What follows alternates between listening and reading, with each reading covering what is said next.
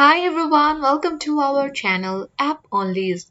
On today's tutorial, I will guide you how to log out from your Kakao account.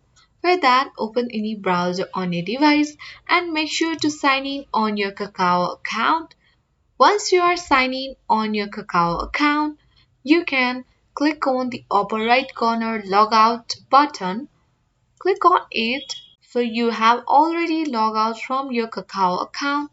To log in again, you can enter your Kakao mail ID, email, or the phone number that you have previously entered while you have created the Kakao account, and you need to enter your password again.